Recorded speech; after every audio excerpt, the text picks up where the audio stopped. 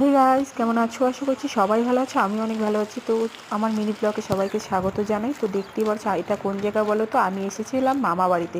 তো দুপুরবেলা মামা বাড়িতে এসেছিলাম। তো এখন আমি বাড়ির থেকে যাচ্ছি, আমি আর দিদা।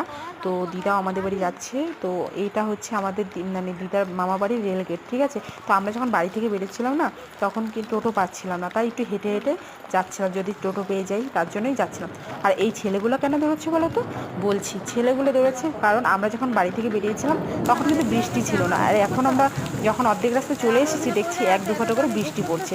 সেই বৃষ্টি প্রচুর পরিমাণে পড়তে থাকছে, তো তাই জন্য দৌড়াদৌড়ি করছে। আর আমরা এসে কী করেছি, আমরা একটা গেটের ওখানে একটা ঘর ছিল, সেখানে এসে দাঁড়িয়ে আছি এই জায়গাটায়। কারণ দেখো এত পরিমাণে বৃষ্টি পড়ছিল, ভিজে যাব, ছাতাও আনিনি, জানি না ছাতা আনিনি, কারণ এই কারণেই যে তখন তো জানতাম না যে বৃষ্টি হবে, তো সেই কারণেই ছাতা আনিনি। তো এখানে এসে দাঁড়িয়ে আছে, দেখতে পাচ্ছ কত জল জল জমে গেছে একটুক্ষণের মধ্যে। তো ভালো লাগলো অবশ্যই লাইক কমেন্ট করো।